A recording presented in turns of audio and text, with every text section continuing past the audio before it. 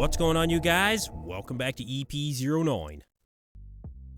So we're going to start this one off with an update from Charles Griffen, and Charles is continuing to suffer to bring his best to the Olympia stage. He did not let the gas off one bit after winning the Legion, despite being in crazy shape at only 3 weeks out.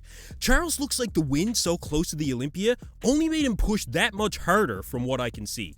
Charles easily has the most sunken in death face of any competitor I've seen going into the show. And you know, when it comes to the physique that Charles has, I don't think he gets enough credit for his overall shape either. Now, he's definitely not the most shapely in terms of the overall package, but I mean, you guys, his back is world class, his quads are extremely impressive, and just look at this conditioning. This is just ridiculous to even achieve, you guys. It's extremely impressive. Ultimately, it is the overall flow where Charles can get beat by some of the other aesthetic competitors. But you know, the vacuum itself, it does really help with that overall flow in the front shots. And not to just keep breaking down Charles in this video, but the pec tear, it was very apparent at the Legion. But after focusing on adjusting his posing to hide it as best he can, it does look better than the Legion so far. The point is, Charles has done the work, and he is continuing to do the work to be at his best. There's no compromise with this guy. No obstacle seems to slow him down, and if he does bring his best to the Olympia stage, I really think all that hard work is going to pay off. Alright, so next up, we do have a physique update and an update on the visa situation from Behrooz Tabani. Now, before we look at the visa situation, can we just appreciate the physique that Behrooz does have here? Despite all the uncertainty, Behrooz is really looking pretty ridiculous right now, you guys. The roundness of the shoulders, the arms are in fantastic proportion, the striations through the chest. I mean, this is definitely a competitor that would be fighting for a top 10 spot on that Olympia stage, which is why this makes this visa situation all the more disappointing.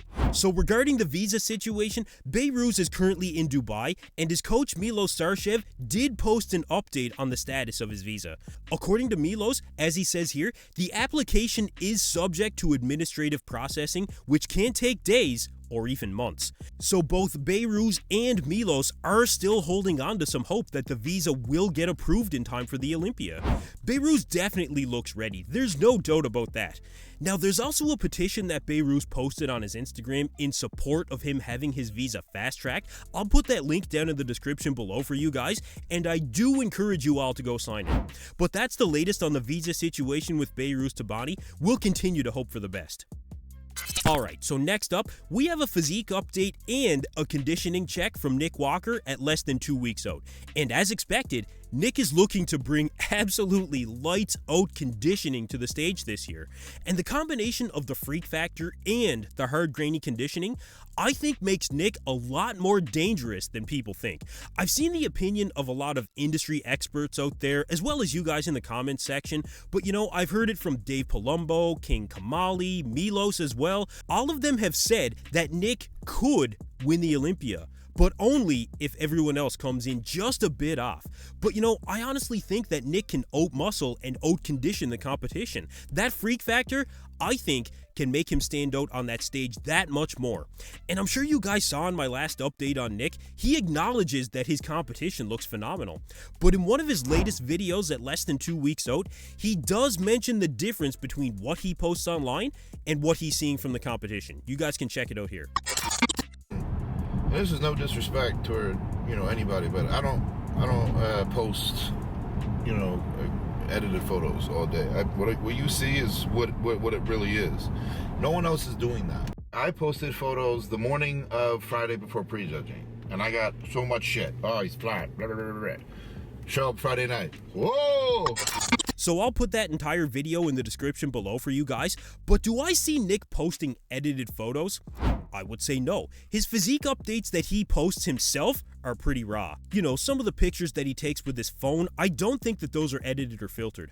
Now, some of the photos that he posts that are done by professional photographers, I think they do have some filtering. Is it excessive filtering? Well, listen, you guys can tell me what you think about that in the comments below. But look, with all that being said, I am not saying that Nick is going to win the Olympia this year. I really haven't finalized my predictions as of yet, but I think Nick does have more of a fighting chance, even for second place, than what the bodybuilding world is giving him credit for.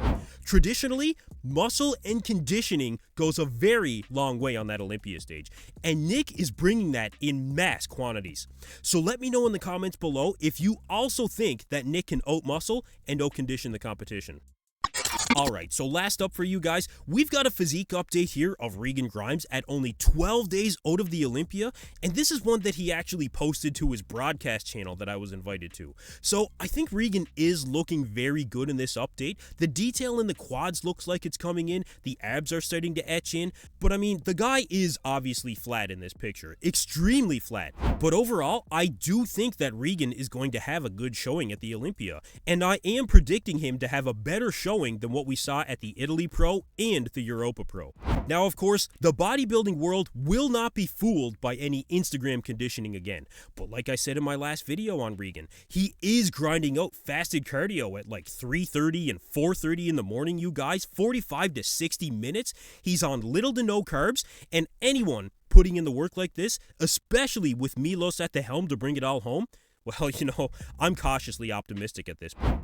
Now, I'm not predicting Regan to crack the top 10 necessarily, but is it possible that Regan can come in shredded to the Olympia and show his best look to date?